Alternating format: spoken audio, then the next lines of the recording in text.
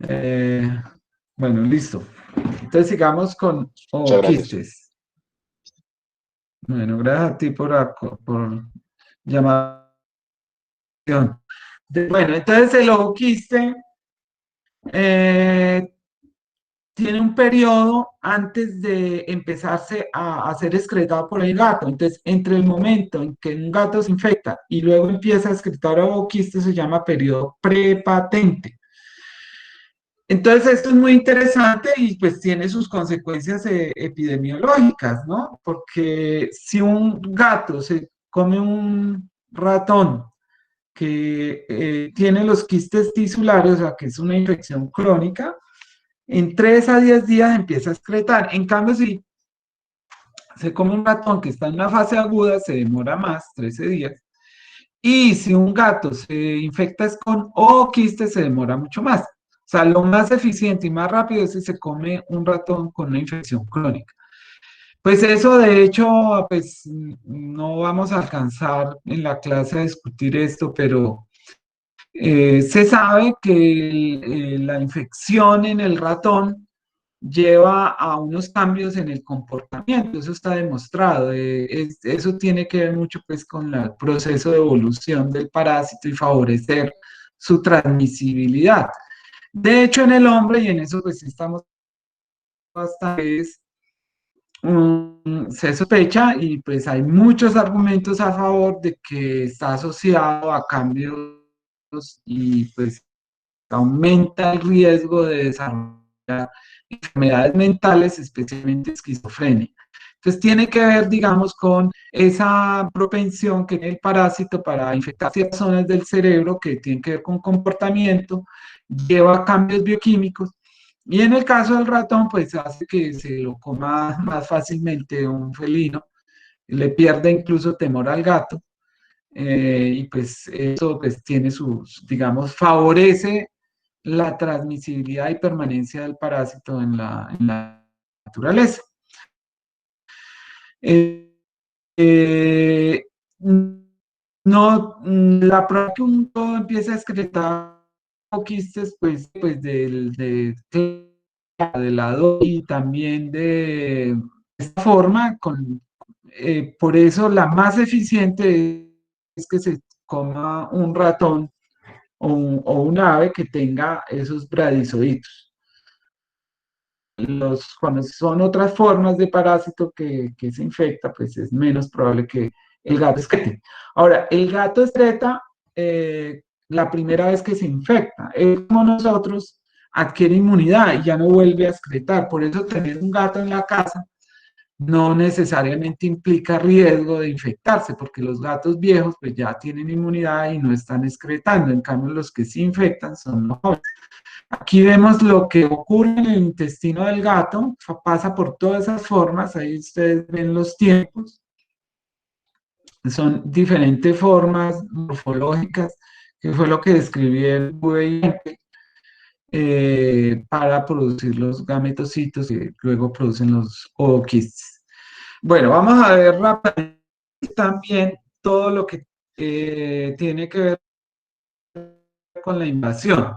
Entonces, por eso les mostraba las proteínas que están dentro de cada uno de esos, se ha visto que son adhesiones, luego vienen unas proteínas fosfolipasas también que están dentro de roctrías, son enzimas que están dentro de esas roctrías,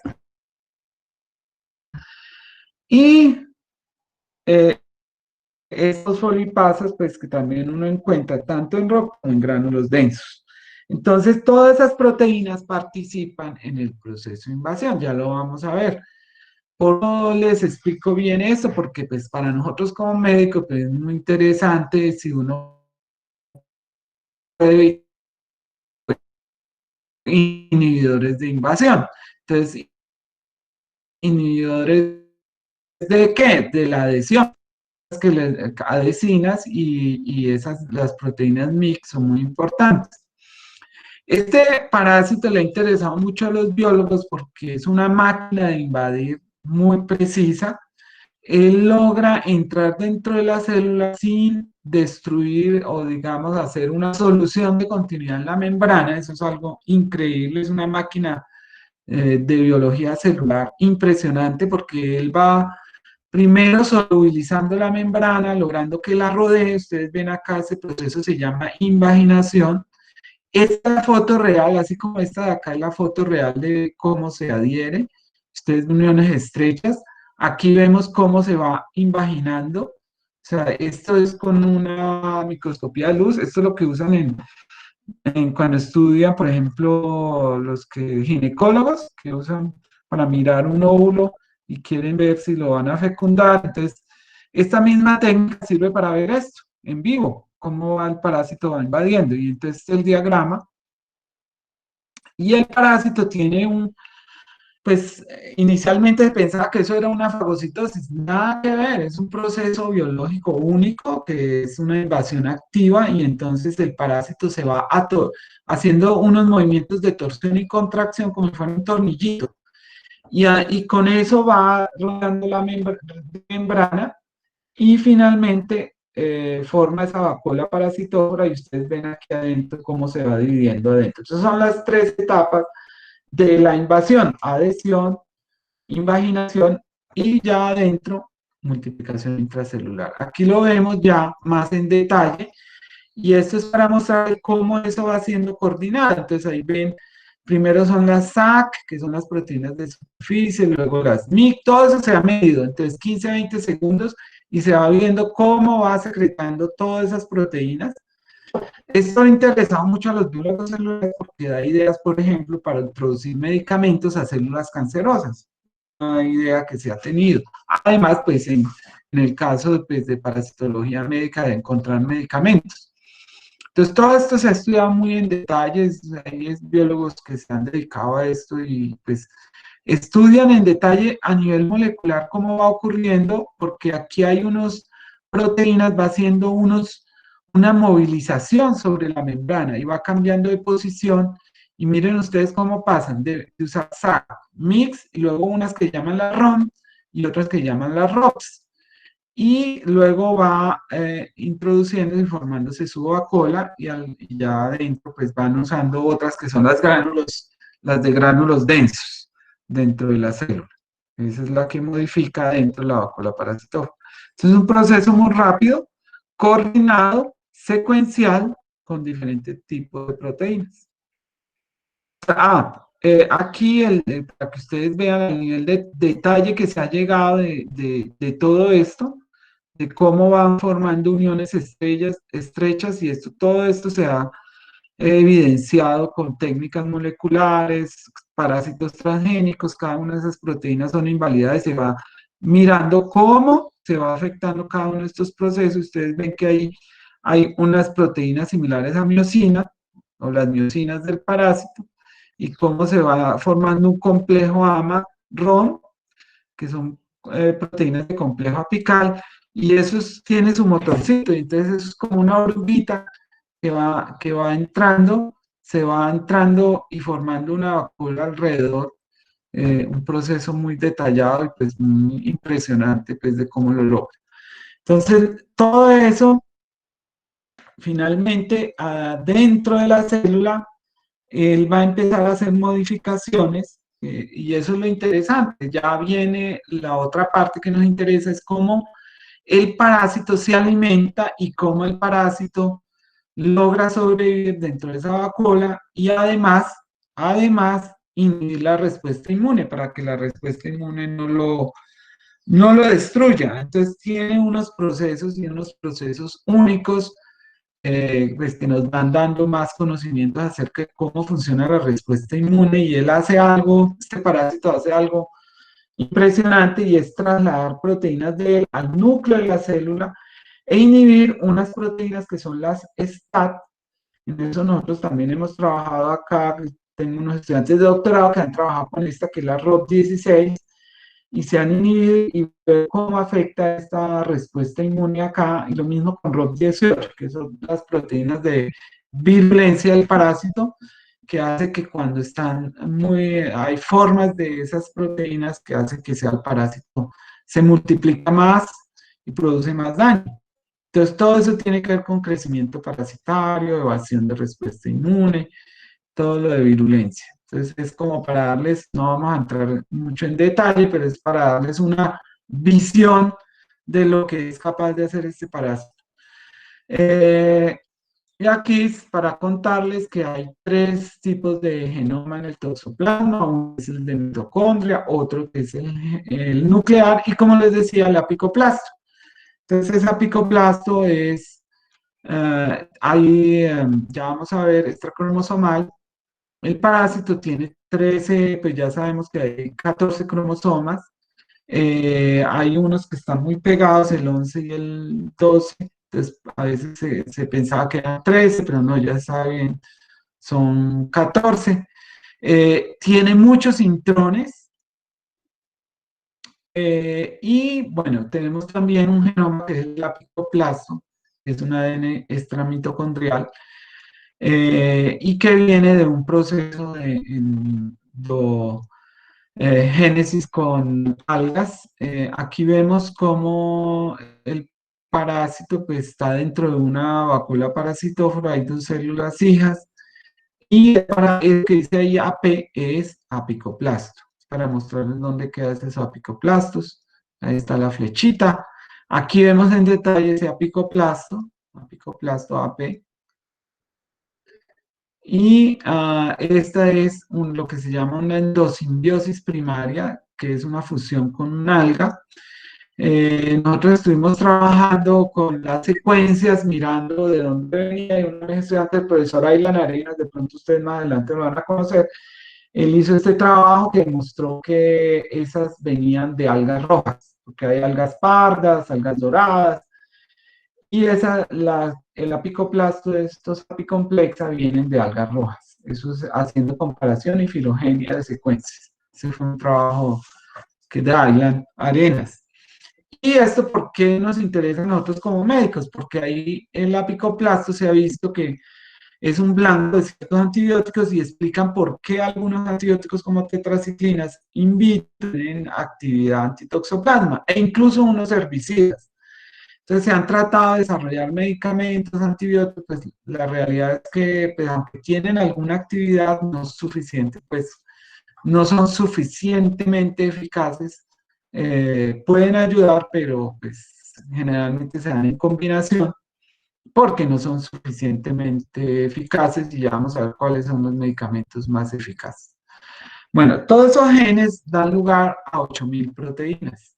Ya vamos a ver, las proteínas son 8.000 genes y dan mucho más, incluso que 8.000 proteínas cuando uno tiene en cuenta isoformas. Y pues dentro de eso, pues vamos a ver los factores de virulencia que hace que hayan cepas más virulentas que otras, que es un tema en que hemos trabajado y contribuido. Eh, Inicialmente se estudiaron cepas de Europa y Estados Unidos, entonces se habían descrito que las tipo 1, 2 y 3 era con un método de ADN de RFLP. Entonces ustedes ven acá secuencias amplificadas, en este caso es SAC2, que es una proteína de superficie. Cuando se le coloca una enzima que se llama la SAOC3 y otra que es la HH1, uno ve que se pueden distinguir tres grupos de cepas. Entonces, unas que se llaman la 1, la 2 y la 3, y de esas la más virulenta es la tipo 1. ¿Por qué? Porque usted con incluso 10 taquizóditos se mata al 100% de los ratones, mientras que con la tipo 2 se necesitan más de 1.000 taquizóditos. Entonces, se ve muy claramente que hay diferencias en virulencia. Entonces, mientras que las 3 pues, son como intermedias.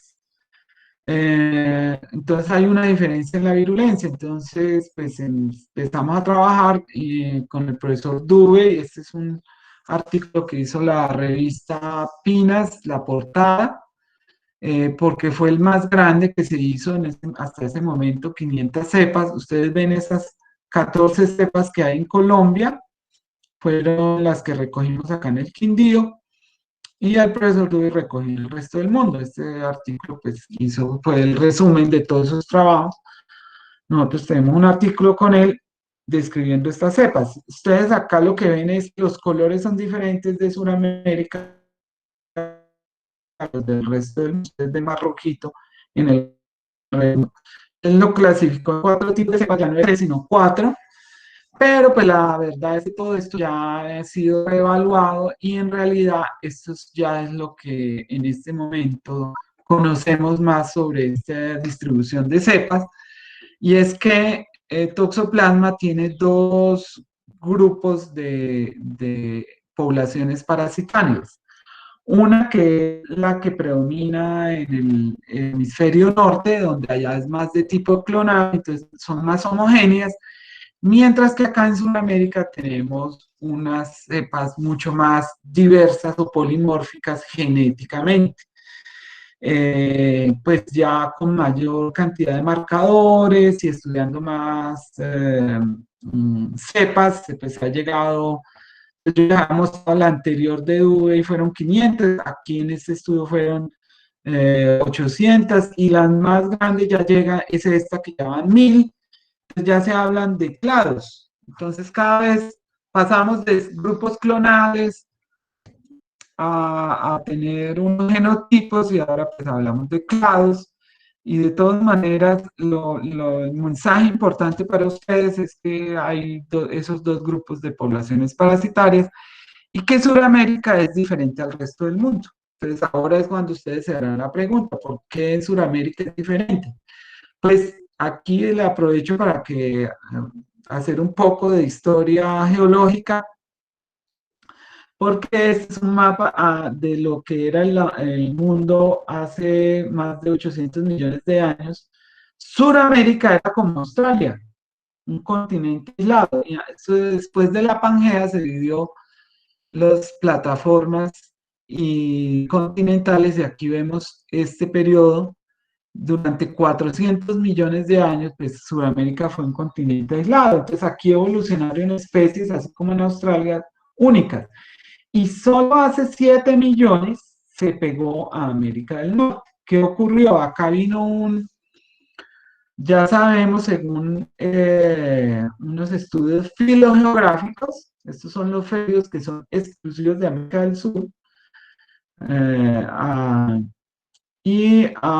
¿qué pasó?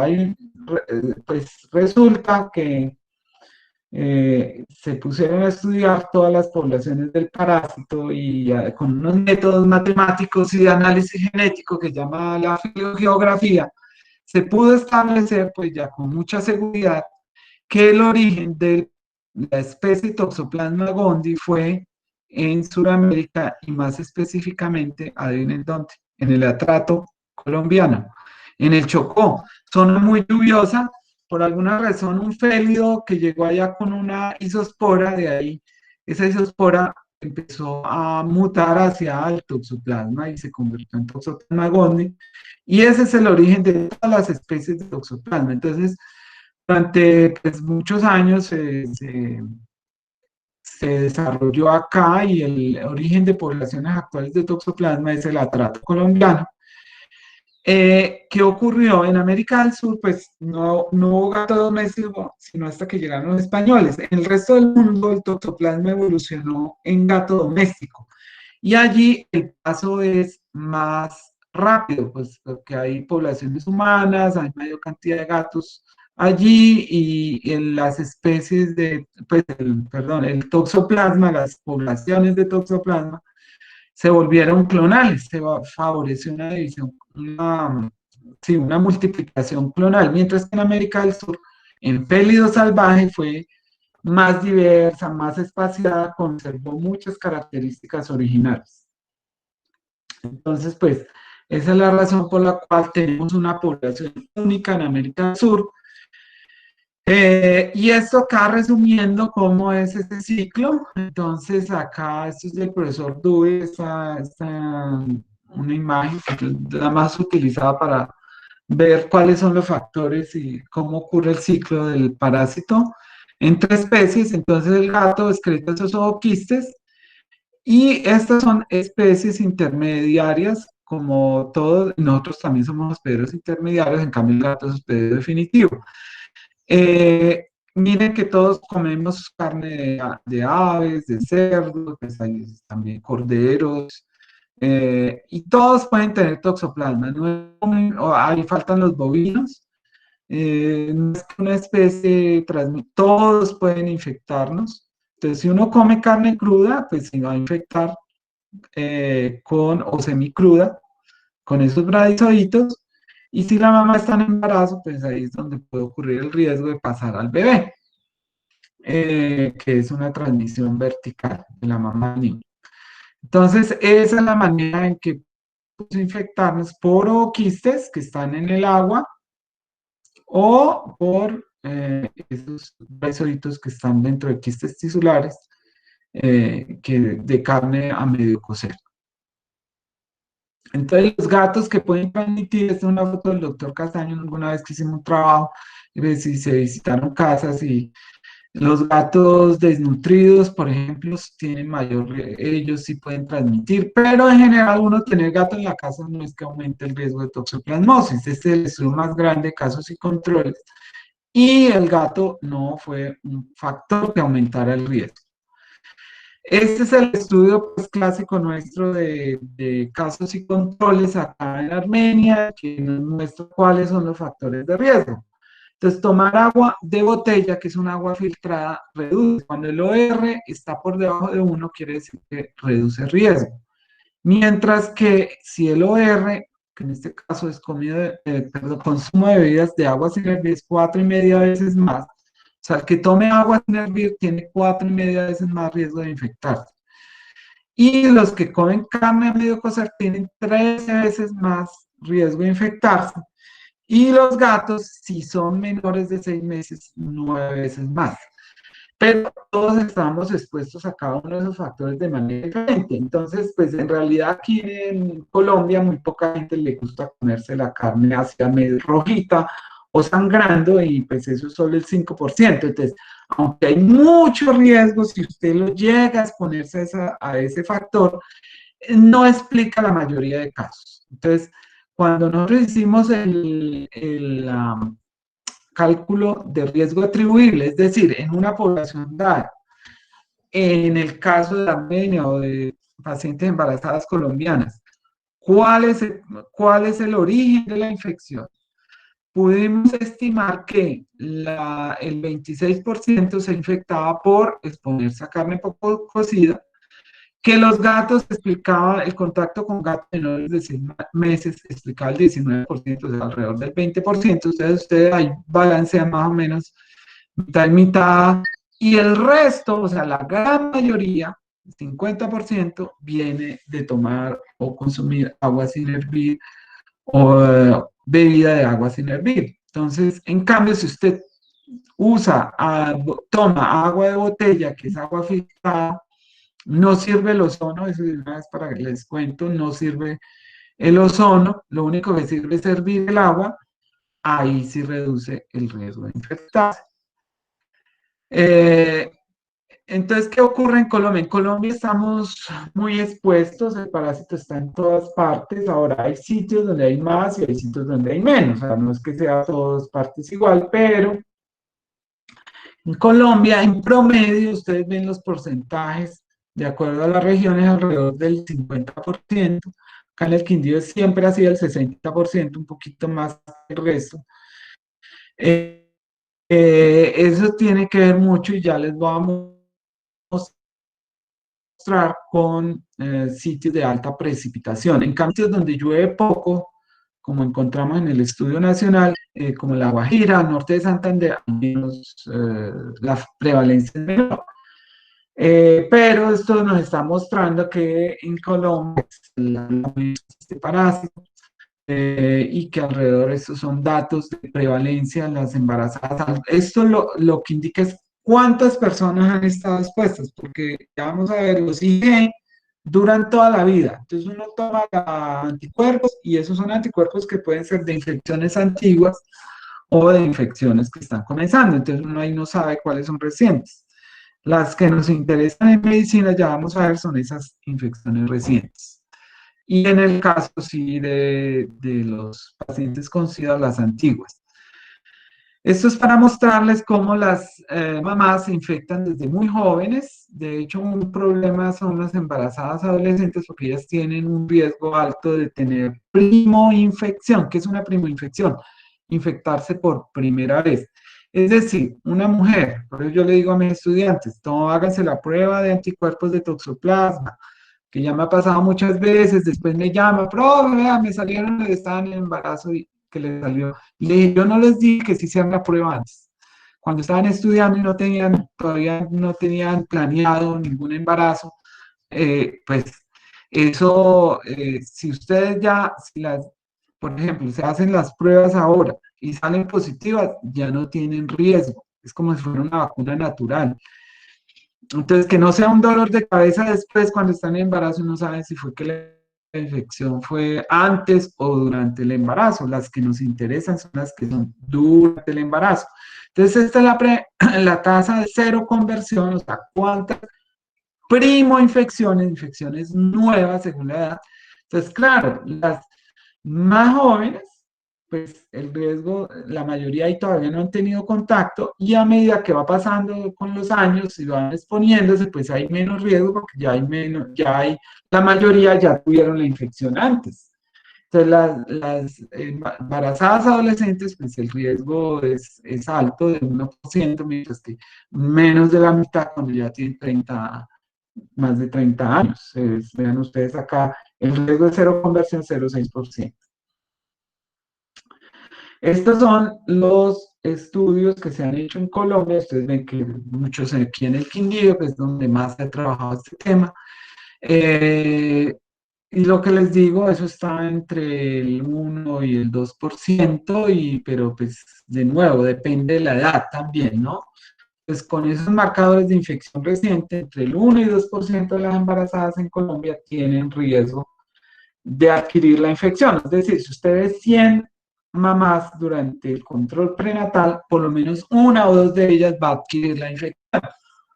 Entonces, por eso es muy importante la prevención y hacer el control de anticuerpos. ¿Cómo se manifiesta la toxoplasmosis cuando produce enfermedad? Entonces, en el joven, una persona cualquiera no, pues, que no tenga problemas de inmunidad, ya vamos a ver lo de las defensas, que no son, es que estoy bajito de defensas, me dio una gripa, estoy bajito, ¿será que me va a enfermar? No, es déficit de inmunidad celular. La inmunidad celular que es mediada por linfocitos T, esa es la que es importante en toxoplasmosis. Entonces ahí puede, cuando una persona se infecta la primera vez, tiene un aumento de los ganglios, adenopatías, que se llaman, y esas se parecen a un síndrome de mononucleosis infecciosa. Entonces, hay un síndrome mononucleósico que, pues, el más conocido es la mononucleosis infecciosa producida por virus de Epstein-Barr. Pero toxoplasma, y acá, pues acá en el Quindío es muy frecuente, diría hasta más que la mononucleosis infecciosa, entonces me llegan muchos casos, incluso de estudiantes de medicina, muchos, porque pues, están jóvenes y les da la plasmosis. Entonces hay que hacer el diagnóstico diferencial. La mayoría de ellos, el 90%, pues, bueno, el 90% no tienen síntomas, solo el 10-15% tienen síntomas. Y pues pasa sin tener mayores problemas. Eso es de hecho, en España, en Europa, no los tratan, les dan acetaminofén, tratan la fiebre, pues allá las cepas son más benignas, entonces pues no son virulentas, entonces no. Pero acá sabemos que el 10% puede terminar en una forma ocular en un adulto inmunocompetente. Entonces, siempre damos tratamiento específico. Y la otra forma, que es la, digamos, médicamente, pues la primera que llamó la atención, es la congénita, porque es devastadora. Eso produce la causa en este momento en Colombia más importante, ceguera congénita. Y cuando llega a afectar neurológicamente, pues tiene unas secuelas muy importantes. Y la tercera forma es la reactivación, que es la que se observa en el inmunosuprimido por el VIH o cuando hay un paciente con trasplante, entonces todos los que trabajan con trasplante tienen que estar muy pendientes de toxoplasmosis porque se les daña y pues, he conocido ya varios casos terribles de pacientes jóvenes, les hacen trasplante de médula ósea con una leucemia, un linfoma, y los matan no la leucemia, el linfoma, sino la toxoplasmosis, porque no se pensó, no se vigiló, no se dio la profilaxis. Entonces es muy importante saberlo, se reactiva, ya les dije, el parásito está por el resto de la vida en el hospedero y pues, ese es un problema serio. En el embarazo, solo la que se adquiere, por eso les digo, todas mis, hagan la prueba cuando están estudiando, les están en mi vida, a todos se les hace porque pues, es un requisito para la línea de comunicación de que tengan la prueba de anticuerpos, porque yo no quiero después que me estén diciendo, ay, ¿por qué no me hice la prueba antes? Entonces, la toxoplasmosis es importante si se adquiere por primera vez. Una antes del embarazo no tiene problema. Eh, Cuando una mamá se infecta, el riesgo de que lo transmita al bebé depende en qué semana de embarazo está. La placenta es muy buena protectora en las primeras semanas de embarazo. Entonces, el riesgo es muy bajo. Ustedes ven esta curva, es el riesgo de transmisión. No estamos hablando de qué tan enfermo está, sino de que el parásito pasa al bebé. Entonces, los embarazos en las primeras 12 semanas es un riesgo muy bajo, menos del 5%, y luego se va aumentando y llega casi pues, a un 80% en las últimas. Si una mamá se infecta en las últimas semanas de embarazo, ahí sí hay riesgo de transmisión muy alto. Pero el problema es que, aunque el riesgo acá es, digamos, entre 30, 40, 50% entre la semana 12 y la semana 30, si un niño se infecta en esa época, los daños sí son muy severos. Los casos más severos los vemos cuando se infecta alrededor de la semana 20. Y ahí, pues, el niño va a tener muchos problemas, sobre todo neurológicos y la ceguera. Aquí un niñito tiene una hidrocefalia en la cabeza grande y si ustedes advierten un ojito como desviado hacia adentro, el derecho está como hacia adentro. Entonces, eso es porque siempre es un signo que ya debe llamar la atención, a pesar de que los niños pueden hacer visco cuando, como les dicen, cuando nacen, desviar el ojito, pero hay que poner cuidado cuando es muy frecuente. Si el papá le dice, vea, tan raro el niño me está desviando el ojo, eso hay que ponerle cuidado y hay que examinarlo y hacerle pruebas. Yo sí ¿cuántos niños se infectan en el mundo cada año? Alrededor de 190.000. Este es un estudio de la Organización Mundial de la Salud y ellos estimaron cuántos casos. Las zonas donde más hay es América del Sur, Central y en África. Esos son los sitios del mundo donde hay más casos. Y este es el estudio que hicimos en Colombia de recién nacidos en 2010-2011. Este fue el total de niños que se estudiaron, fueron 15.000. Ustedes ven ahí por ciudad cuántos estudiaron, todos estos ciudades. ¿Y cuántos encontramos? 15 niños infectados de 15.000, es una tasa de 1 en 1.000. Entonces, si se dan cuenta, si 1%, o sea, solamente casi el 10% de lo que uno esperaría, si fuera el 1% de las mamás embarazan y todos esos niños infectaran, pues tendríamos uno en 100, tendría 1%, pero encontramos uno en 1.000. ¿Por qué tanta diferencia? Entonces yo ya les decía, no, en general, si una reúne todos los casos, que depende en qué momento se infectó la mamá, es alrededor del 20-30%. ¿Aquí alguien se está llegando o qué pasó? Daniel está llegando apenas. No. Bueno, ese es mi rural. Bueno, entonces, ¿qué pasa? No todos los niños se van a infectar, esa es una razón. Y lo otro es que acá tuvimos muchos niños perdidos de vista. Entonces, lo que informamos, o sea, la mitad de los niños se perdieron, o sea, que en realidad debe ser 2 por 1.000, por lo menos. Ahora, depende de las ciudades. Hay unas ciudades donde es mucho más alto y otras donde es menos. Entonces, Eh, Eso explica pues que no sean tantos. De todas maneras, 1 en 1000 comparado a otras infecciones que ocurren durante el embarazo, toxoplasmosis es la más importante.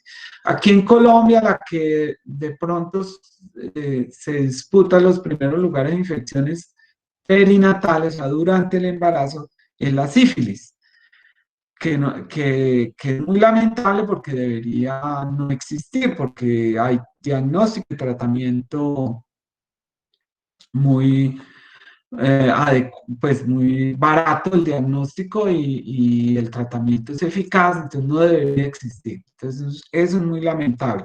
Pero el toxoplasma es la principal infección durante el embarazo. Y pues el problema que tenemos es que no se está diagnosticando. Entonces, en este estudio que mostramos, todos estos casos, si ustedes miran, todo lo que está en negrito, así es porque la IgM está positiva y ustedes ven unos que está negativa la IgM. ¿Cómo nos dimos cuenta que ese niño estaba infectado? Porque hicimos seguimiento. Ya les voy a mostrar cómo se hace. Pero lo otro importante es que esos niños no tenían síntomas, por eso dice en inglés asymptomatic, muy importante que ustedes se acostumbren, por eso yo les presento esto en inglés, ¿no? Tienen que manejar, que no me pase como ahora que me dicen a estudiantes que están ya en segundo año y que usan el Google Translator, por favor, eso está prohibido para ustedes, hagan el esfuerzo de familiarizarse, aprenderse los términos médicos en inglés. Entonces, asintomático, que es el asintomático, y entonces IgM positivo en la mamá y 6 meses de tratamiento con espiramicina. Entonces, sabemos, y por eso les muestro esto, de que es muy diferente. Un niño, puede que el niño se infecte, pero no va a tener síntomas. A un niño que la mamá no se trató. Entonces, ahí los que ven estos muertos, que fueron 3 niños de esos, eso es 25% de los niños, de mamás que no fueron tratadas. Entonces, muy importante identificar la infección durante el embarazo. Ese es el mensaje que les quiero dejar. Identificar los casos en el embarazo. Este estudio además nos permitió ver que había sitios, como les decía, con muy altos, que eso se explica por la precipitación. Ya como les decía, esos ooquistes, o tal vez no se los dije, los ooquistes permanecen viables en el ambiente por más de un año en buenas condiciones de humedad. O sea, donde hay mucha lluvia, los ooquistes duran mucho tiempo y eso explica por qué en esos sitios donde llueve mucho hay mucha infección. Eh, entonces tenemos sitios, como les decía, de baja incidencia y otros de alta incidencia y eso está relacionado con las lluvias. Toxoplasma viene con la lluvia.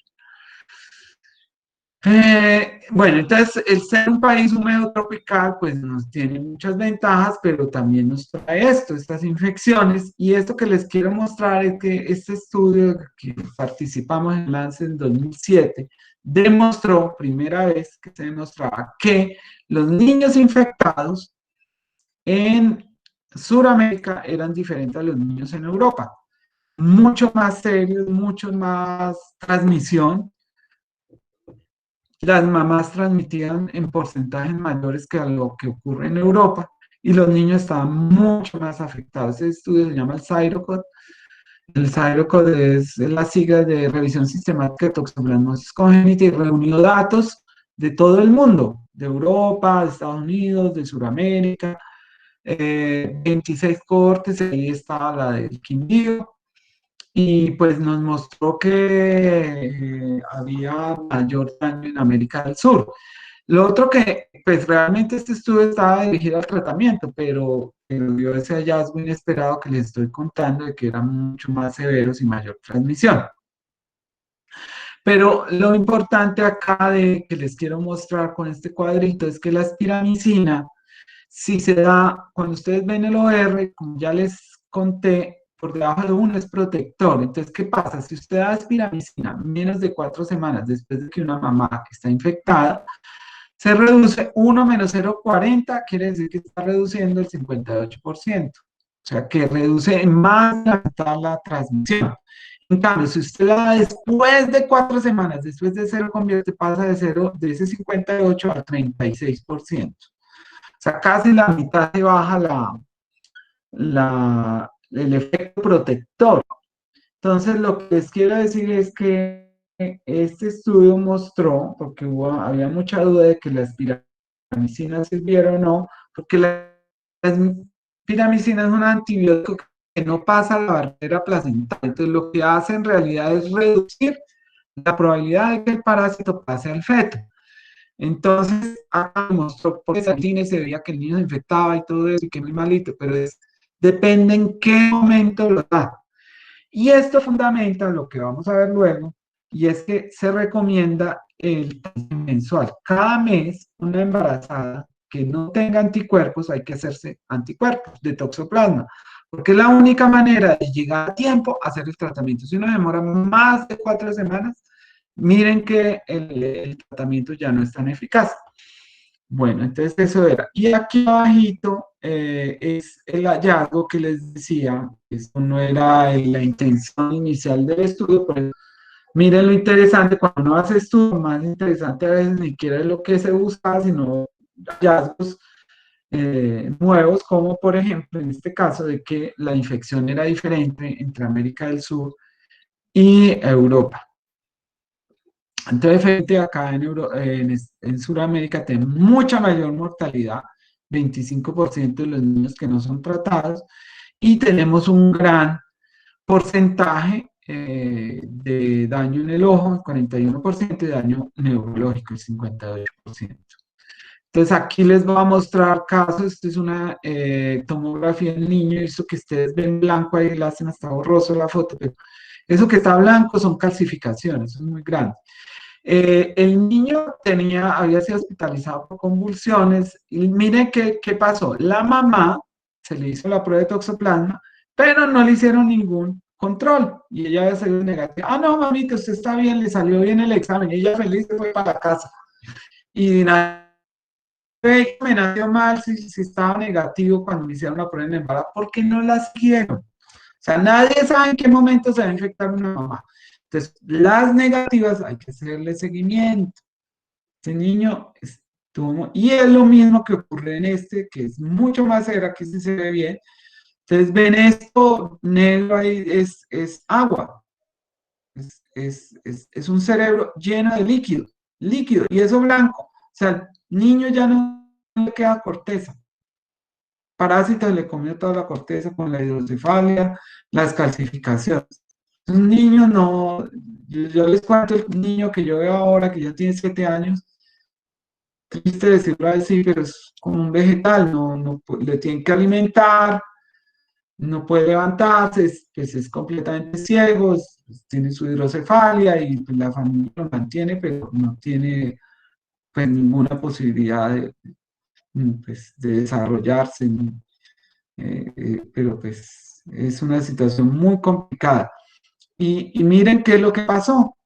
Negativo en el segundo mes, no le volvieron a realizar, sino le hicieron ecografías, pero esa hidrocefalia se desarrolló en el último mes y el niño nació muy mal, y fallecen la mayoría. Otros, como les digo, tengo a esa niña que tiene 8 años y pues muy mal.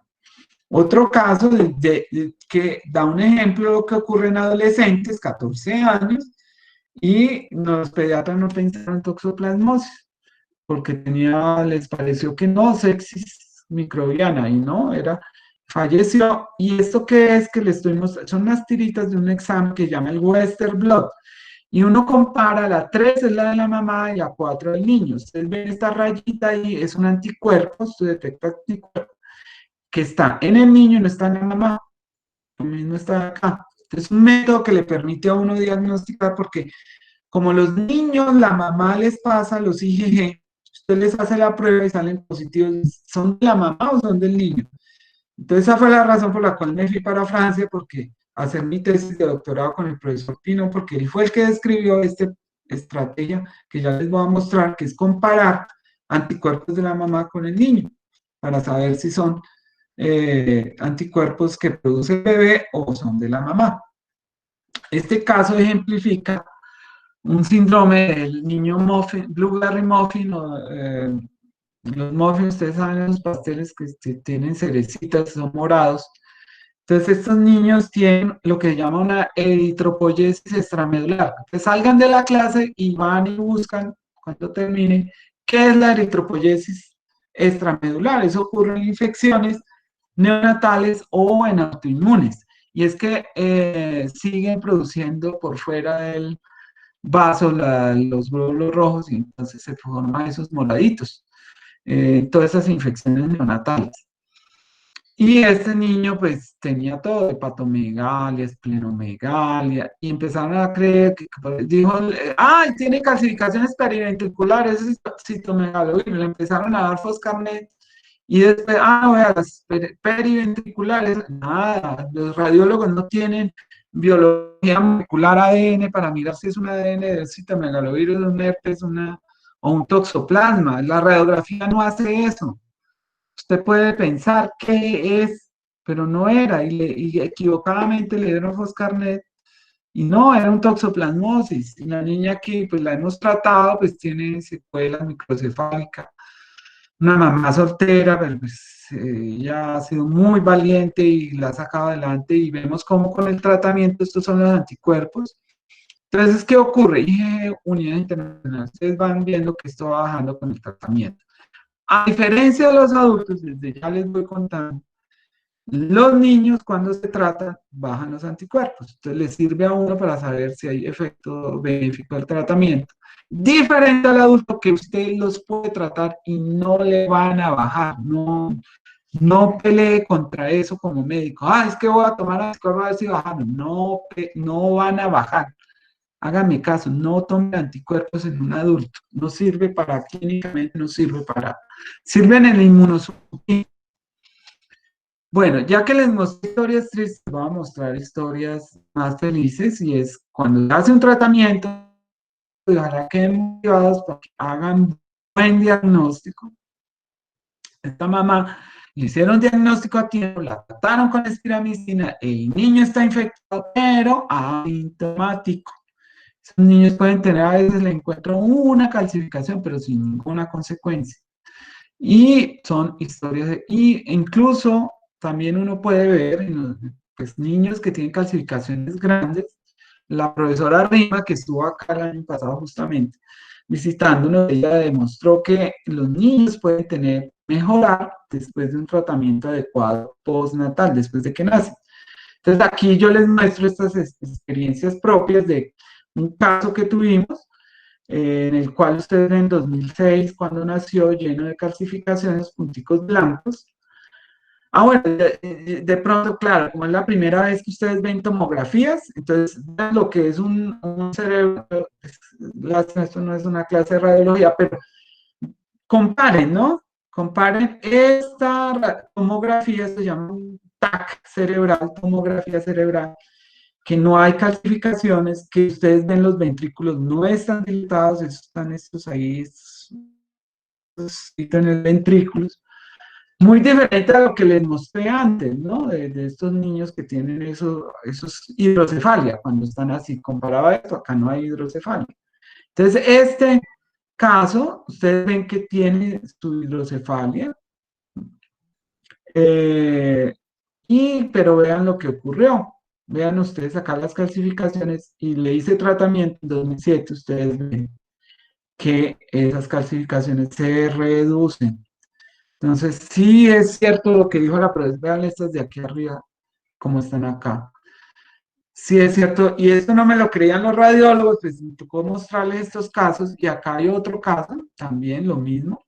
Ustedes ven, pues no está tan grande la hidrocefalia, pero lo tiene y tiene esa calcificación, vean, al año, vean cómo baja la calcificación. Entonces, sí baja con el tratamiento. Vean esta de aquí arriba, vean acá ya casi desapareció. Entonces, la profesora Magleo tiene muchos más casos y pues ya lo demostró y bueno. Entonces, vamos a hablar del diagnóstico. Ella es María Teresa Montoya, con quien empezamos el proyecto cuando era incluso estudiante, con la doctora Dora Ángel, que fue una bacterióloga también, recordándolas pues a ambas, que pues, me enseñaron mucho y trabajé mucho y aprendí a apreciar el trabajo de los bacteriólogos. Y esas plaquitas que ustedes ven ahí son las plaquitas de inmunofluorescencia y cada redondito, ese punto blanco son diluciones. Entonces cada plaquita es un paciente y cada uno de esos punticos es dilución. Entonces uno cogía cada suero y uno aprendía a hacer diluciones y luego a mirar ahí al microscopio de fluorescencia si estaba brillando o no, o sea, si estaba positivo o no, en qué dilución. Entonces, el diagnóstico puede ser o aislar el parásito o detectar la respuesta inmune en anticuerpos, que es la respuesta del hospedero, que es la serología. Detectar anticuerpos es una serología. ¿Cómo puede uno aislar el parásito? Lo puede cultivar en ratón, en células o detectar el ADN del parásito, que es la PCR o reacción en cadena polimerasa, que es la biología molecular que ustedes van a ver el próximo semestre. Entonces, el cultivo en ratón puede detectar casos en los que ese PCR, esos métodos de amplificación de ADN que son negativos, los puede detectar el ratón. El problema es que hay que demorarse 4 semanas hasta que el ratón forme anticuerpos, porque es que no es que uno coja, bueno, si uno puede, si el ratoncito empieza a tener síntomas, se enferma, uno lo abre y mira si hay parásitos. Pero en realidad la mayoría de ratoncitos no tienen síntomas. Uno espera las 4 semanas y le toma sangre al ratoncito y hacen una serología en ellos. Eso nosotros lo estuvimos haciendo, pues más para investigación, pero en realidad esto en la práctica, en el diagnóstico no se utiliza. Lo mismo pasa con cultivo celular, es muy rápido, pero es muy costoso y no detecta todos los casos. Lo que sí hacemos y que a ustedes les va a tocar usar es lo que llamamos la detección de ADN parasitario, que es por PCR. Ese es reacción en cadena polimerasa, que amplifica ADN. Y uno utiliza como blanco, ustedes aquí les estoy mostrando dentro del genoma, pero hay que mostrarles todo lo del genoma, selecciona unos genes específicos del parásito y se han usado que los saque, eso lo hicimos incluso con el doctor Castaño, esa fue parte de su tesis, bueno, pero, o RNA ribosomal, pero en realidad los que usamos en la actualidad son genes repetidos, el B1 y el RE. Y en una revisión reciente que hicimos, pues ya encontramos que aquí en América del Sur hay que usar B1 y en Europa es el RE, que son secuencias repetidas. Porque las cepas de acá tienen, nos detectamos más B1 que en Europa detectan más ese RE. Entonces, estos son los blancos. ¿Para qué sirve en la clínica la PCR? Sobre todo para, en el caso de la embarazada, si uno le toma líquido amniótico, saber si el niño le pasó el parásito al bebé, en este caso al feto, y uno en el líquido amniótico detecta ADN parasitario, entonces ya pasa de espiramicina a pirimetamina sulfa.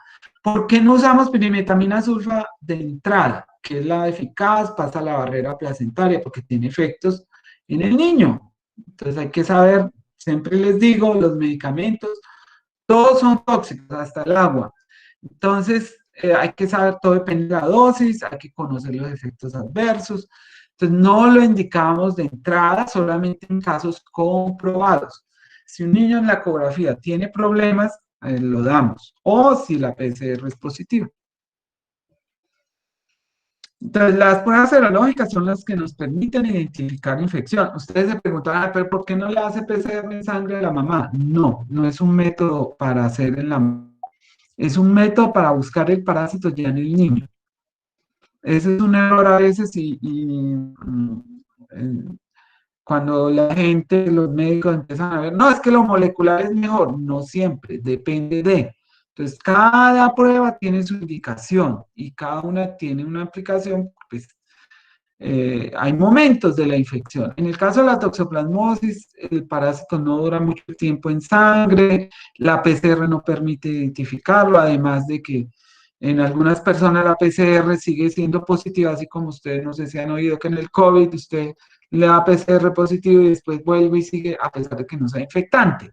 Lo mismo ocurre acá. Usted le da PCR y no es una infección crónica y no tiene ninguna consecuencia para la persona. clínicamente no tiene interés hacerlo. Tiene interés la PCR, eso es lo que sabemos en este momento. ¿Cuándo se debe pedir una PCR? O sea, amplificar ADN del parásito en líquido amniótico, que es lo que les estaba contando.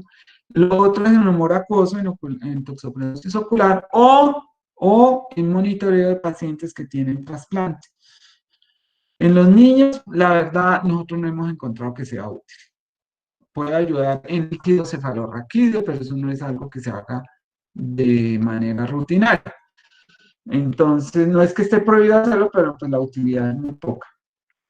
Donde tiene más utilidad es en líquido amniótico, en humor acuoso y monitoreo de pacientes con, aquí está, monitoring toxoplasma seronegative stem cell receptor, o sea, los receptores de trasplantes de médula ósea.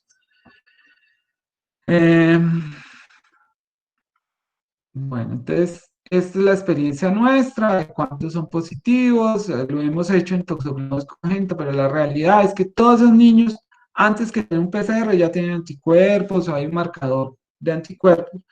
Entonces, en realidad, pues lo que hay que hacer en ellos es anticuerpos. En la toxoplasmosis ocular o en el embarazo, eso sí tiene, pero no sirve ni en ganglionar, y vean que, bueno, esto es para mostrar que en los negativos, pues obviamente no hay, es 0%. Entonces es lo que llama la especificidad de la prueba. Bueno, entonces, ¿qué podemos detectar de anticuerpos? O sea, en el abecedario de los anticuerpos, G, M, A y E. Yo no sé si ya vieron, si quieren, me escriben ahí en el chat si ya vieron estos anticuerpos con el doctor Castaño, la respuesta humoral. Entonces, todos se pueden medir, aunque en realidad en la práctica solo que se obtengan comercialmente son la G, la M y la A. La E no hay estuches comerciales.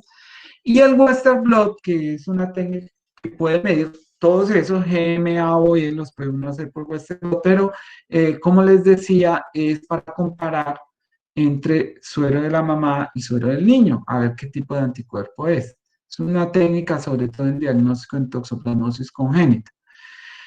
¿Cuál es el principal objetivo de medir anticuerpos? El más importante es en el embarazo, en el cual pues hacerle seguimiento a la mamá, saber si es una infección que adquirió en el embarazo o si es de antes.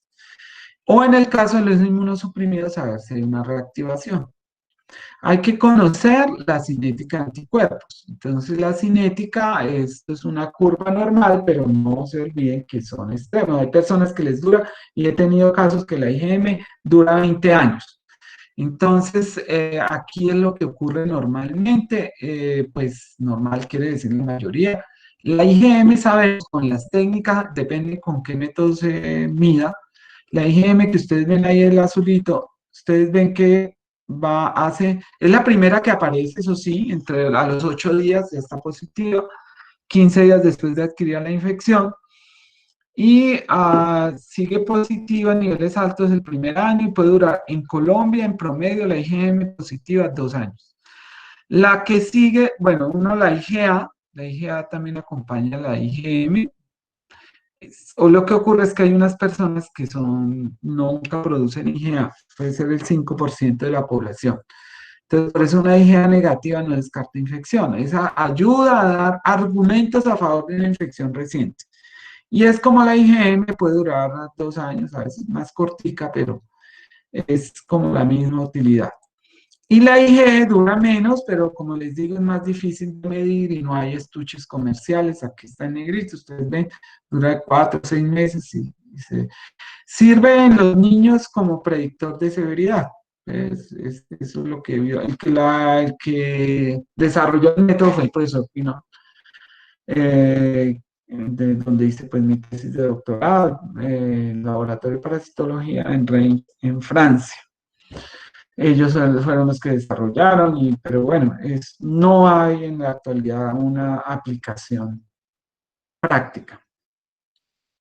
La IgG nos dice que hay, sobre todo es unos IgG dura toda la vida, entonces es un marcador pues, de infección antigua, sobre todo. Si uno ve que está aumentando, pues puede servir de que está en una fase aguda, sobre todo los inmunosuprimidos. pero la realidad es que en la práctica lo que nos sirve es saber si está o no está. Eh, entonces vamos a ver ahora de la IgG. La avidez es una característica funcional de los anticuerpos que en la que ha habido. Ocurre cuando una persona infecta la primera vez, en los primeros meses los anticuerpos que se desarrollan son baja avidez. Entonces es diferente, no piensen al revés de cómo pensarían que entre más alto, más grave. No, aquí es al revés. Entre más bajo, más reciente. Y como lo que nos interesa en la embarazada es que sean infecciones recientes, entre más bajo, más riesgo de, pues quiere decir que la mamá está con una infección reciente. ¿Qué ocurre? Eso es como los novios, a medida que van desarrollando más vínculos, más cosas en común, pues hay más avidez. Entonces es lo mismo, los anticuerpos entre más tiempo maduran, más tipos de enlaces desarrollan, entonces son mayor avidez. Entonces, ¿cómo hace uno? Compara IgGs que les coloca urea con unos que no. Y la urea rompe enlaces débiles. Entonces es un disruptor ahí que se mete en el romance entre los IgG y el antígeno. Entonces uno compara. Si con urea baja en más del 30%, acá aparece 35%, pero es que depende dónde lo desarrollen. Uno siempre debe mirar el punto de corte, pero en general es el 30%. Entonces el 30% le dice a uno que la infección tiene más de 4 meses. Eso es para lo que sirve la vida. Acá está lo que nosotros desarrollamos con la doctora Elizabeth Torres de Biomédicas, y en el cual encontramos que, miren acá, los sueros que tienen menos de 4 meses de infección, todos tienen avidez por debajo del 30%. Y por eso el punto de corte para uno saber si la infección tiene menos o más de 4 meses es 30%. Entonces sirve sobre todo en una embarazada que tiene menos de 4 meses de embarazo. Si no hay IgG, no se puede hacer la avidez. Eso es un error que yo veo muy común en médicos. Piden avidez si no hay IgG. No se desesperen que le digan, no se puede hacer avidez. Si no tiene IgG, no se puede hacer. Usted tiene que tener IgG para hacer la avidez. Bueno, la IgM es el marcador de infección reciente, primaria, es muy importante pues también en la embarazada y en el recién nacido. Si está positivo, quiere decir que el recién nacido tiene infección congénita. Hay un fenómeno que se llama la IgM natural, que es que a pesar de ser M positivo, el IgG permanece negativo en 2 muestras tomadas con 15-20 días de intervalo. Quiere decir que es una específica que reconoce antígenos de toxoplasma sin nunca haber tenido la infección, son aglutininas naturales, se puede encontrar el 5% de la población, conocer el fenómeno y cómo que una muestra de IgG y no aparece la IgG.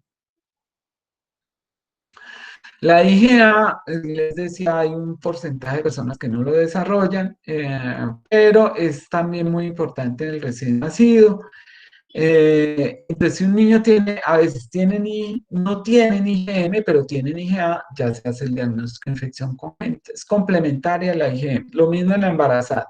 Si una mamá, como después de las 4 meses de embarazo, usted le hace la ABS y dice, no, tiene más de 4 meses, pero como usted la mamá le llegó en el sexto mes de embarazo, no puede descartar que se haya infectado al inicio. Entonces, por esa razón se ha recomendado hacer la IgA. Si usted encuentra a esa mamá con IgA, quiere decir que esa infección es reciente y pues debe continuar siempre el tratamiento con espiramicina y indicar la amniocentesis. Esa es como la utilidad en la embarazada de la IgA, saber si se hace o no la amniocentesis. La IG les decía que esto no es en la práctica, simplemente que conozcan que existe, que se hizo en algún momento, pero pues no se utiliza en la actualidad. Y este que es el Western Blot. Entonces, inicialmente se hacía en una forma llamada ELIFA. Les voy a mostrar qué es el ELIFA. Es esto, son arcos de precipitación. El 3 son anticuerpos que de la mamá. Entonces, la IgG pasa a la placenta y pues son parte de la protección natural que da la mamá al niño durante los primeros meses de vida, ahora hasta los 6, 8 meses de vida. Entonces, en el ELIFA uno puede ver que son la misma intensidad, el mismo sitio, entonces son de la mamá. El 2 son ¿qué? Ustedes ven acá arriba, madre, mother. Entonces, la mamá tiene, pero el niño está más adelante. ¿Qué quiere decir? Que los tienen mayor concentración. Al día 10 aumentó. Quiere decir que son anticuerpos del niño. O sea, esos dos son anticuerpos que el niño está desarrollando. Y el uno, la mamá no está, no se alcanza a ver pues como acá la bandita, sino que se ve uno y acá el día 10 más, eso quiere decir que son anticuerpos que solo están en la mamá. ¿Qué es lo que pasa? Anticuerpos que detectan diferentes proteínas del parásito. Cada uno de nuestros anticuerpos, IgG, IgM, detectan diferentes proteínas. Entonces, estos métodos permiten distinguir entre anticuerpos que reconocen diferentes proteínas y acá está. Entonces aquí está la IgG. Ustedes ven, cada bandita es una proteína diferente, entonces que reconoce la P10, P20, P30, eso es kilodalton, o sea, el peso de la proteína, que aquí va migrando de acuerdo al peso, entonces más arriba, o son menos pesadas hacia adelante, entonces eh, estas pues son más pesadas pues eso indica que están reconociendo las mismas proteínas. Aquí son iguales. Ustedes ven que son iguales. En cambio acá ustedes ven que hay una que está como más intensa que esta de acá. Entonces el niño está produciendo más que en este caso la mamá. Lo mismo acá, con mayor intensidad. Entonces de manera que uno tiene para distinguir anticuerpos que produce el niño de aquellos que produce la mamá. En el embarazo, ¿qué debe hacer? Se trata durante mucho tiempo que usar la M, que usar la A, que usar la E, que usar la... En realidad ya les voy a mostrar cómo son la definición simplemente esto es para mostrarles que es combinando. La IgG con la avidez es la mejor combinación con una prueba de higiene, le permite detectar en mayor cantidad de casos de manera muy específica, sin tener falsos negativos, falsos positivos, perdón, que es la especificidad. Entonces, aquí está lo que se recomienda en Colombia. Todas las mamás se les debe hacer GIM, las negativas se les debe hacer seguimiento mensual con IgM y las positivas entonces se le hace M, si es negativa, entonces una infección antes del embarazo, si es positiva, entonces si tiene menos de 16 semanas se les hace avidez y mayor de 16 semanas la IgA. Entonces, ¿qué pasa con las mamás que tienen IG positiva? Si IgM positiva, si tienen más de, pues la IgA más de 16 semanas, entonces la amniocentesis. Y si no, pues seguir con la espiramicina y vigilancia ecográfica. Eh, y en una negativa, uno debe siempre hacer el seguimiento con IgM. ¿Por qué? Porque la IgM, ya les conté, que aparece entonces permite actuar rápidamente y dar un tratamiento eficaz. Que ya vimos que si se da más de 4 semanas. Entonces, la PCR se hace en líquido amniótico. La PCR o líquido amniótico hay que esperar la semana 16 de embarazo porque antes no se puede hacer amniocentesis. Hay que esperar. Entonces, después de la semana 16 lo que se hace. Y si sale positiva la PCR, pues se hace tratamiento con pirimetamina sulfadiazina o sulfadoxina. La ecografía es muy importante, nos da el pronóstico, porque en buenas manos esa ecografía tiene que ser hecha por perinatólogos, permite desear cuando hay daño en el cerebro del niño. ¿Qué se hace en los niños? Se hace prueba de IgM y de IgA. Hay que hacer, de hecho, las tres, hay que hacer GM y A. ¿Qué pasa? Hay un 10% de niños que no tienen M ya y están infectados. Por ejemplo, esos niños que tuvieron tratamiento las mamás, son infecciones que son asintomáticas, pero pues ellos hay que tratarlos porque con los años pueden desarrollar cicatrices en el ojo. Entonces, por esa razón son importantes esas infecciones que dan síntomas al inicio. Voy a hablarles entonces de la toxoplasmosis ocular. ¿Qué pasa con la? Es una de las formas clínicas más importantes de toxoplasmosis. El 10% de los que se infectan desarrollan cicatrices en la retina, es un fondo de ojo y esto que ustedes ven acá es una cicatriz, no debería estar esto, y esta es otra manera que está pues en inflamación. No, dependiendo de dónde esté y del tamaño de esa cicatriz, pues puede afectar la función visual. Si es en zona periférica, a veces ni se dan cuenta, no molesta. Una gran mayoría incluso de personas tienen cicatrices y no saben que las tienen. En Colombia nosotros estimamos que hay 2 millones de personas con cicatrices, de ellos 400.000 con ceguera, por lo menos en el ojo que está afectado. Esto es recientemente, el año pasado, aquí está la doctora Reina Magleo, que fue la que desarrolló todos los esquemas de tratamiento para niños desde la Universidad de Chicago, nos estuvo acompañando en este tamizaje, que examinamos poblaciones en Armenia y pues encontramos, vean ahí lo que les estoy diciendo, el 11% con cicatrices, corrobora lo que hemos estimado. Esta es la cicatriz, que vean que hay unas chiquiticas, hay muchas, otras que son más grandes. Entonces, pues es muy variable. Eh, ¿Cómo se hace el diagnóstico? Al observarlo en el fondo de ojo, se ve esta cicatriz, que es característica que está pigmentada, y otra aquí al ladito chiquita, pero esta, por ejemplo, esto que está blanco acá es una inflamación. ¿Qué es lo característico de toxoplasmosis? Que puede recaer. Nosotros hicimos un estudio y mostramos que eh, pueden haber recaídas cada 10 años en promedio, aunque hay personas que tienen un índice de recurrencias más alto, que le puede dar incluso en menos de 2 años tener más recaídas o varias que le dan varias en el mismo año. Entonces, de acuerdo a si se adquiere congénita, los niños que se infectaron cuando estaban in útero pues muchos no dan síntomas cuando nacen, pero luego más tarde desarrollan la cicatriz.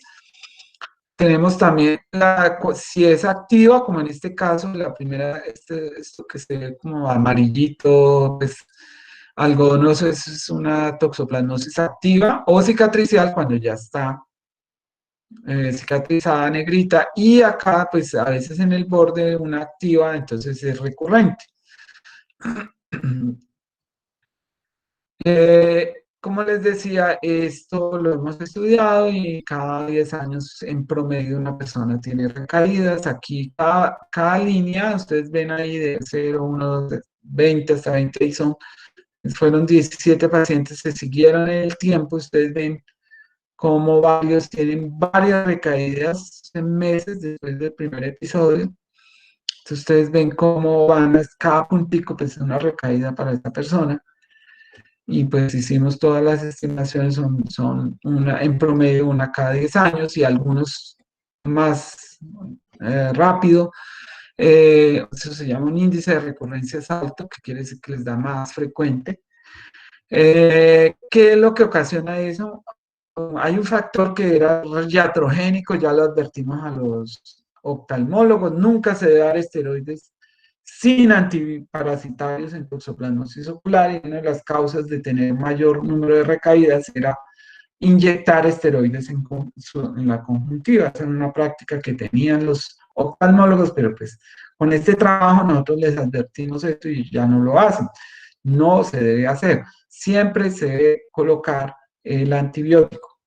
Entonces, eso es un factor por lo menos claro para aumentar el número de recurrencias. Hay otros como el embarazo que se ha mencionado. O sea, las mamás que en embarazo no es tanto que vayan a transmitirlo al bebé, porque cuando tienen reactivaciones no transmiten. La inmunidad celular es suficiente para evitar transmisión al bebé, pero en cambio si se les afecta el ojo se comporta como un órgano inmunológicamente aislado.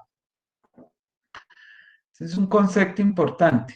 Aquí vemos cómo este niño, 2006, pues no hizo tenía una cicatriz acá y luego vean ustedes en 2017 ya dos cicatrices nuevas, una aquí al lado de la primera y otra en otro sitio.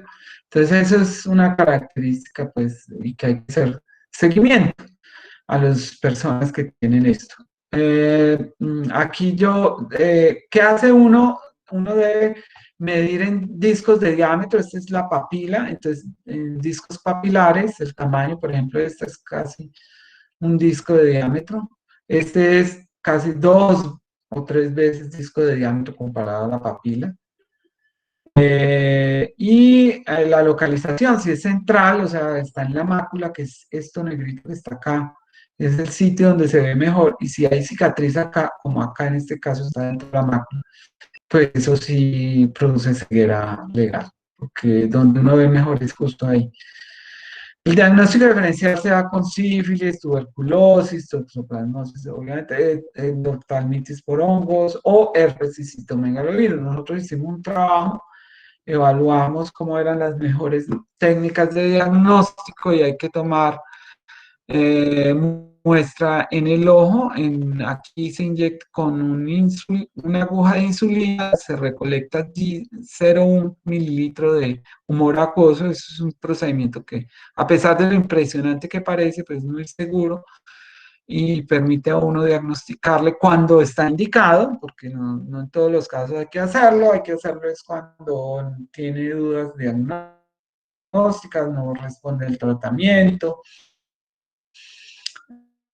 Entonces, se debe un PCR en este caso para buscar adenovirus de endometriosis. Eh, hay un, Se hace un coeficiente que se llama el Goldman-Widmer y es midiendo anticuerpos en humor acuoso dividido entre los anticuerpos en suero, los niveles. Entonces, claro, si hay más en humor acuoso, quiere decir que está produciendo anticuerpos específicos allí. Entonces, ahí está el flujograma diagnóstico. Se hacen primero los IgG en sangre, de ahí los que son negativos se le busca otras etiologías, los que son positivos hay que hacer el diagnóstico diferencial, se toma en humor acuoso, si es positivo es confirmado, si es PCR negativo no se descarta toxoplasmosis, no todos los casos de toxoplasmosis da PCR positivo en humor acuoso. Si da negativo, se puede hacer otra técnica, el Western blot, medir anticuerpos, medir los otros, a veces hay coinfecciones, entonces acá, en estos casos que estudiamos, 66, vean ustedes, 20 eran IgG negativos, o sea que eran otras causas, 46 allí, 33%, o sea, 22 confirmamos. ¿Cómo los confirmamos? Midiendo el PCR en humor acuoso, y hubo 5 con coinfecciones y hubo otros que pudimos confirmar otras infecciones. Entonces, sí es muy útil porque a veces no responden y resulta que hay que tratarlo para un herpes o hay que tratarlo para una tuberculosis. Entonces, sí es importante ese diagnóstico. Bueno, la última forma que vamos a ver es la toxoplasmosis cerebral. Aquí es la imagen típica en lesión diana. ¿Por qué? Porque la diana al tiro al blanco, porque ustedes ven acá en el centro, esto es un TAC, tomografía cerebral, con medio de contraste, y el medio de contraste capta donde hay un acceso cerebral por toxoplasma, así se llama acceso cerebral, y ahí donde está la inflamación se ve más un círculo y rodeado de todo esto que es pues, edema. Entonces, por eso se le llama así. Eso es lo típico de la toxoplasmosis. Si un paciente, lesiones focales, con síntomas focales, perdón, entonces paralizado de un lado, un solo lado, una sola parte del cuerpo, le hacen un TAC y le encuentran acceso cerebral, eso es toxoplasmosis y empieza a tratarlo. Entonces, eso es como con la mano de Dios. O sea, el otro día ese paciente caminando por ahí, eso me tocó verlo en varios casos, que llegaba el paciente en coma, usted le empieza el tratamiento de toxoplasma, el otro día está por ahí hablando con uno. Entonces, hay que hacer el diagnóstico rápido, hay que hacer anticuerpos, suficiente hacer anticuerpos en sangre, el TAC, y ya con eso usted empieza el tratamiento. Acá está, es muy agradecido usted al tratamiento y vean ustedes al otro en la beca, es respuesta al tratamiento, desaparecen, como les digo, eso. ¿Cuándo se hace resonancia? Normalmente está que es suficiente, pero en este caso ustedes ven, es un caso, una recurrencia de toxoplasmosis, no le dieron la profilaxis secundaria, la paciente regresó, le hace usted el TAC, usted no ve nada, pero si le hace una resonancia, ve en detalle en fosa posterior, ahí sí ve las lesiones. La indicación de una resonancia, pues diferente al TAC, pues la resonancia es mucho más detallada en ese caso para ver ahí lesiones. La serología, contrario a lo que ustedes se puedan imaginar, esos pacientes están llenos de anticuerpos. Y este es un buen ejemplo, así como pasa en el paludismo cerebral, de por qué la inmunidad, que es importante en toxoplasmosis o cualquier infección por parásitos intracelulares, no son los anticuerpos. Entonces, ustedes no vayan a esperar que tener muchos anticuerpos les indica protección, todo lo contrario. En este caso, usted tener muchos anticuerpos, usted está más grave. Entonces, acá en los inmunosuprimidos, entonces los pacientes les puede uno hacer seguimiento y de pronto ve que elevan los IgG, entonces eso quiere decir que va a ser una reactivación. De hecho, si usted, contrario a lo que muchos médicos piensan, que no, que es que la IgG está negativa porque está inmunosuprimido. No, depende del tipo de inmunosupresión. Si es una inmunosupresión, como el caso del VIH, que es inmunosupresión de linfocitos T, entonces ahí es todo lo contrario, tienes muchos anticuerpos. Es muy raro que un paciente con VIH, toxoplasmosis cerebral, no quiere decir que no existe, sí existe. Yo he visto casos, raro, rarísimo, con IgG negativo y se detecta en la biopsia, pero la gran mayoría son miles de anticuerpos, están llenos de anticuerpos. De hecho, tener anticuerpos muy elevados es un valor predictivo positivo muy bueno de toxoplasmosis cerebral. Nosotros estuvimos buscando, esto fue con el doctor Castaño, un estudiante de maestría que tuvimos, buscamos proteínas específicas de reactivación de toxoplasmosis y efectivamente hay una, es aquí, ustedes ven en la 66, muy intensa que uno ve en todos los casos de toxoplasmosis cerebral y que no los ve no los ve, pues muy poca en los que tienen VIH, pero no tienen, y tienen anticuerpos para toxoplasmosis, pues no se les ve esa proteína. Pero pues no seguimos esos trabajos, eso quedó inconcluso. Bueno, tratamiento. ¿Cómo se trata la toxoplasmosis? Ya les decía que pues, en Europa no tratan la gangrena, nosotros sí, por las razones que les dije, la diferencia entre las cepas de América del Sur y las de Europa.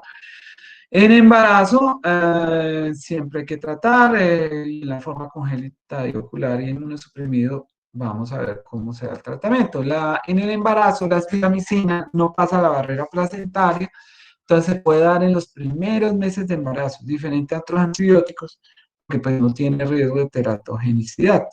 Entonces, siempre es la que da de entrada, se dan 3 gramos al día, o vienen millones de unidades, 3 millones, tabletas de 3 millones de unidades, una cada 8 horas, hasta que termina el embarazo.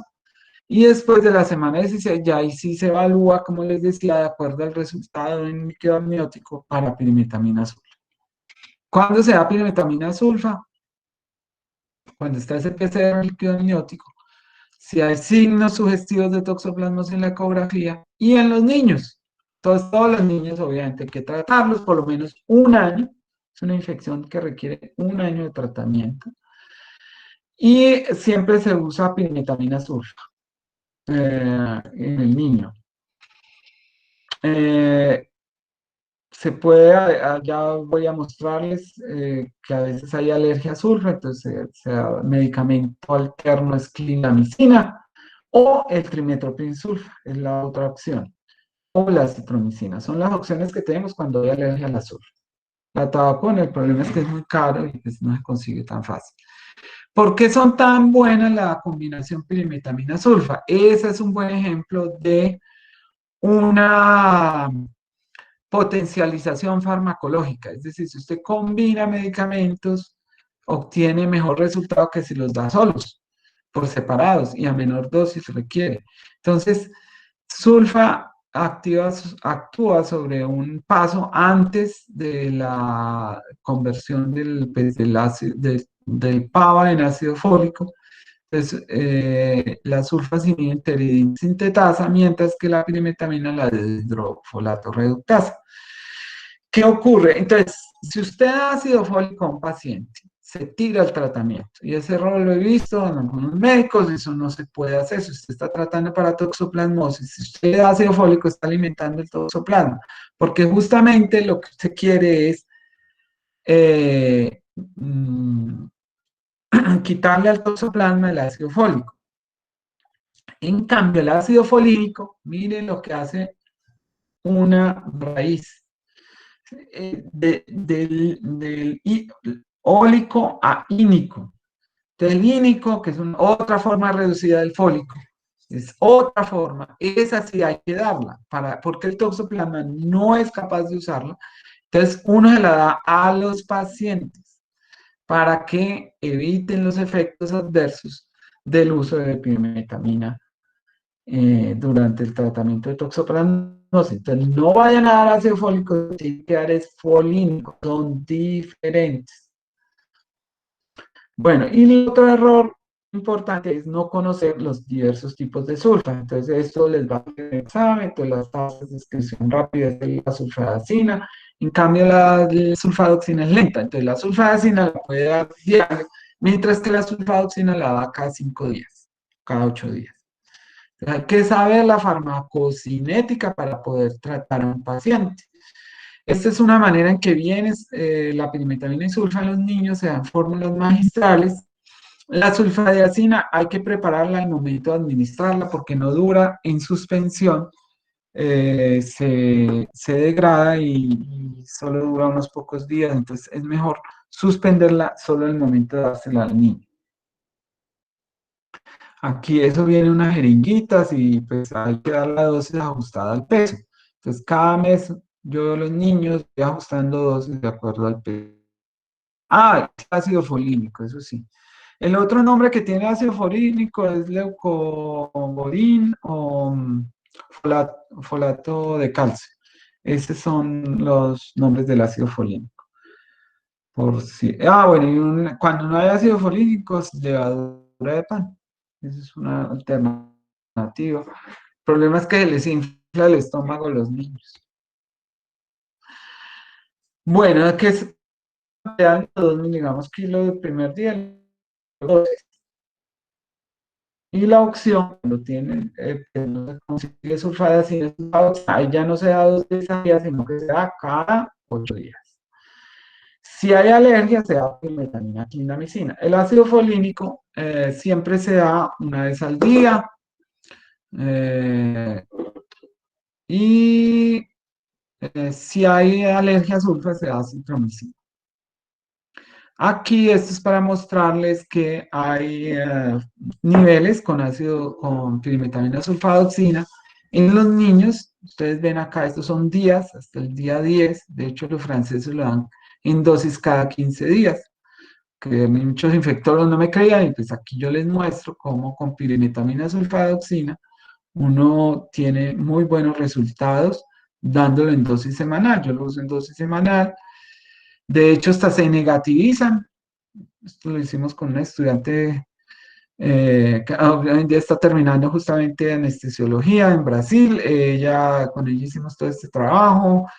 Vimos cuántos niños hacían rebote y por qué rebotaban.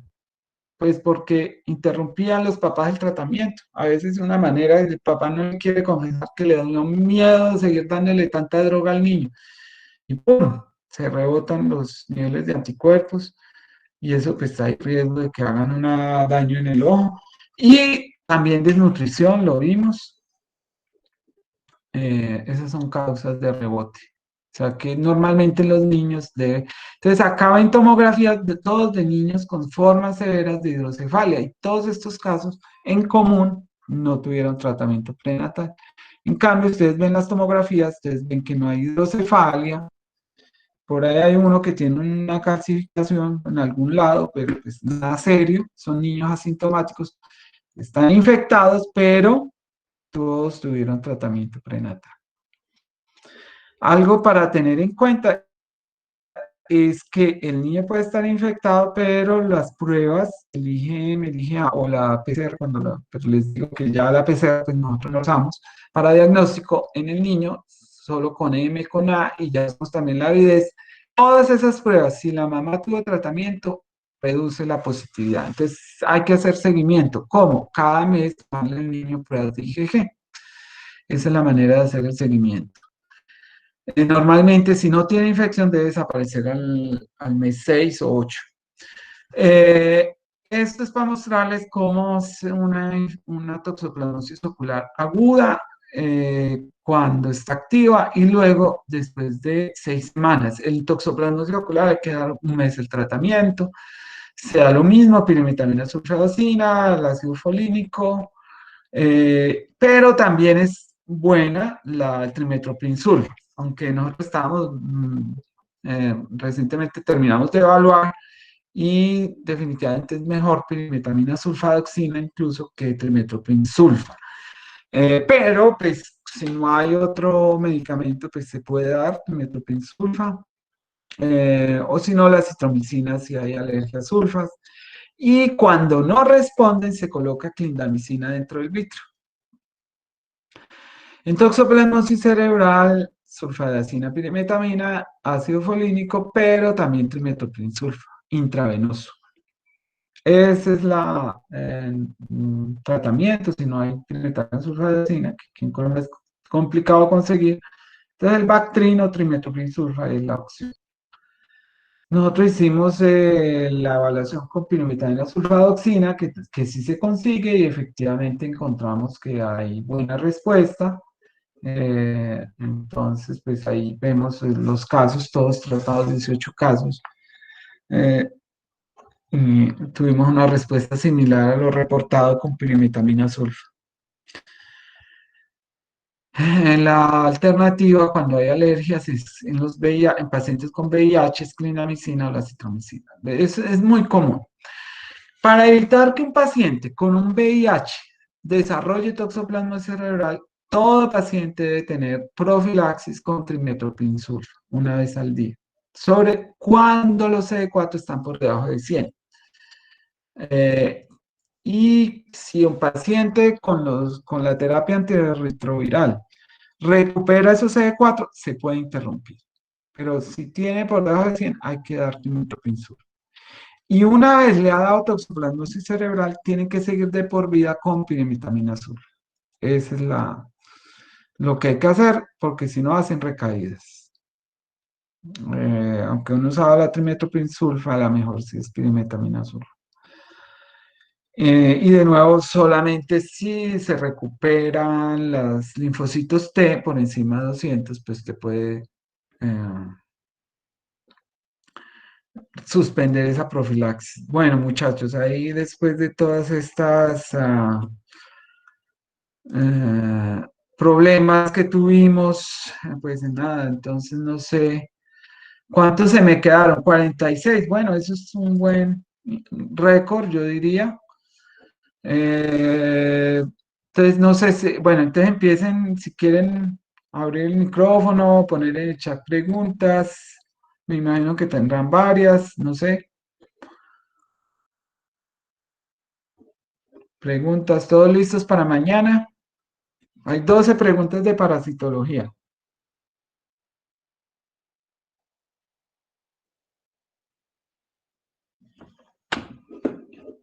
Bueno, muchachos, ¿no hay preguntas? Interrumpimos. Bueno,